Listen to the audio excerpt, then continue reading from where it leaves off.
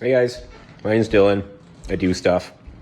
Some of it's good, some of it's not, but I do stuff. Anyways, I'm going to do a quick freeze-dry video for you guys today. I want to give a shout-out first to my very first subscriber, GB Frank. Seems like a very nice fellow. Thanks for watching. Thanks for subscribing. So, today, we're doing a few different things. This is what we got going in the freeze-dry today. We have 2 trays of burgers, 2 trays of Ahi Tuna. Now, the grocery store in my little town is a really awesome, great little grocery store, Ferraro Foods, and they sell these packages of pre-cubed Ahi Tuna for making poke bowls. And then I wait for them to go on sale and I snatch them all up, and now I'm going to try freeze-drying some of these. And I'm also trying some freeze-dry ice cream bars. So I met this woman online. Very, very nice woman, and I'm meeting her for the first time. We're going hiking, and I want to impress her, so I'm going to bring some really nice food.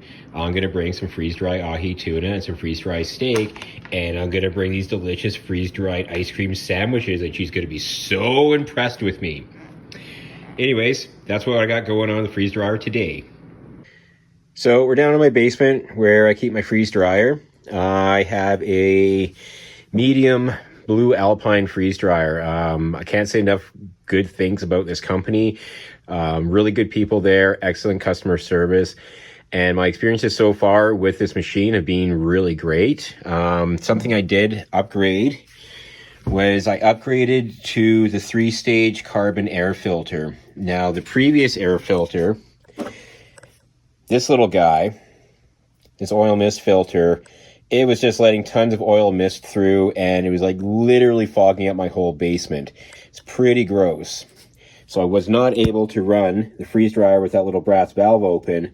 Otherwise, my whole house would fill up with oil fumes. It's pretty gross. But this new 3-stage oil filter, which for me up here in Canada, cost me about $300.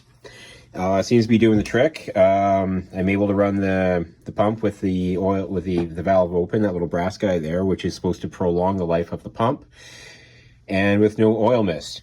So if you have a blue Alpine freeze dryer and you are experiencing issues with excessive oil mist coming out, I would recommend you upgrade to one of these 3-stage oil filters. And this whole thing comes apart so you can drain the water out after a few batches, which I would also recommend doing. So, just gonna fix this tray right here.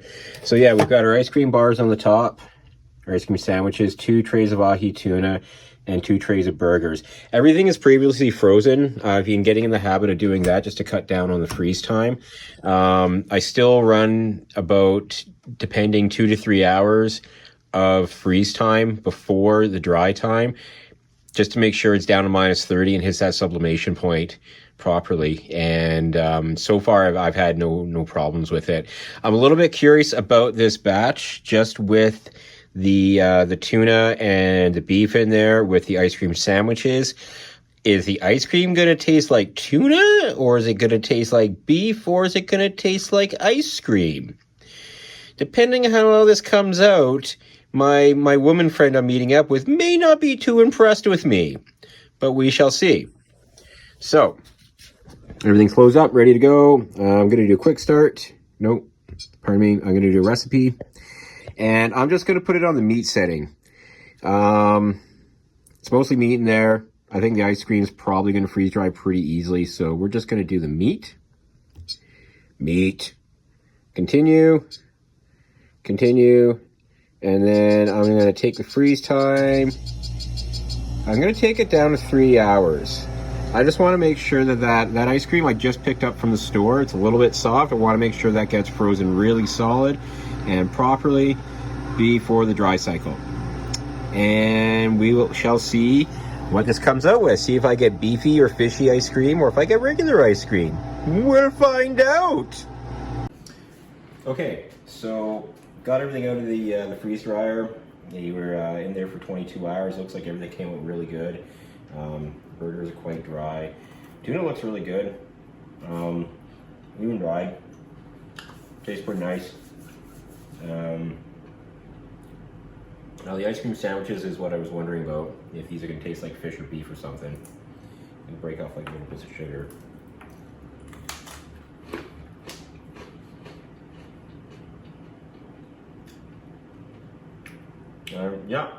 Doesn't taste like tuna fish. It doesn't taste like beef either. So yeah, these come out pretty good. These are pretty crunchy. I don't think I'll be rehydrating these, but I do want to show you guys rehydrating the burgers, and I'm going to try the tuna and see what that comes out like. Okay, this is the little bits of ahi tuna, and I haven't done this before. All I'm going to do is pour a bit of cold water, and I'm not going to use hot water because he wants hot tuna. So I'm just going to pour a little bit of water on here, just to moisten it. Moisten, make it moist. Gotta make it moist, not soggy, but moist.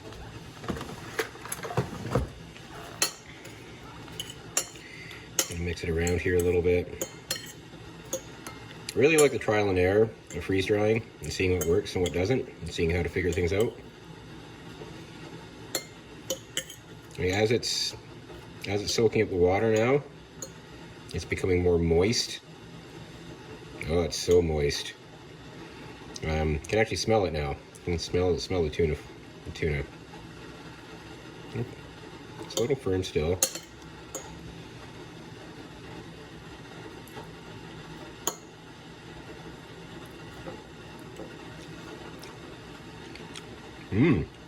What? It's really good. Here it comes. Here comes the airplane. Nom nom nom nom nom. Yeah, that's really good. So, big thumbs up, ahi tuna. Thumbs up, good stuff. Okay, so here's our burger. It's definitely dry. Just gonna pour a little bit of boiling water on there. Yeah, make it moist. Always moist. And we're just gonna, yeah, I find these, I really like doing burgers. They rehydrate very quickly, just like a sponge. Yeah, and then, I haven't done it. Usually I just eat them after they rehydrate, like this. But you can definitely probably throw these in a pan, just fry them to dry them off a little bit if it's a little bit too moist. Yeah, you see like that's not even a minute and it's already rehydrated perfectly. It's great. So I'm gonna try some of that. Oh, good burger. Good burger. We done good. Okay, another great batch done through the freeze dryer. See, I'd say it's a great success. We got some ahi tuna, we got some burgers, we got some ice cream sandwiches. I've been using these Adam peanut butter jars to store a lot of my freeze dried stuff after it's done. Just be putting an oxygen absorber in there and leaving the jars. I have not been vacuum sealing in the freeze dried chamber. I may start doing that, but I do find with a large oxygen absorber, it absorbs enough of the air inside the jar that it seals itself. And I've been noticing, like, going back into these jars, that lid is on there tight and it is definitely sealed. So I may start using the vacuum chamber to seal, but it seems to be doing a pretty good job so far. The rest of the stuff went into these Mylar bags, you know, pretty standard, oxygen absorber, seal them up. I do not have a vacuum sealing chamber for the Mylar bags yet. It's something I'm planning on investing in. I'll let you guys know how that goes. So yeah, I think everything came out pretty good. I'm pretty stoked with the ice cream sandwiches that do not taste like tuna or beef. I think my lady friend that I'm meeting up with is going to be quite impressed with me because, you know, why shouldn't she be? You know, I'm going to show up with like ahi tuna and burgers and steak and ice cream for like a camping hiking trip. I mean, come on, checking the boxes here, right? Yeah, if you guys like the video, like, subscribe, leave a comment. If there's any kind of food you want to see me freeze dry and get into, I'll give it a shot. I'll try anything once, sometimes twice, 3 times, very rarely, but I will. Anyways, you guys have a great day. Peace.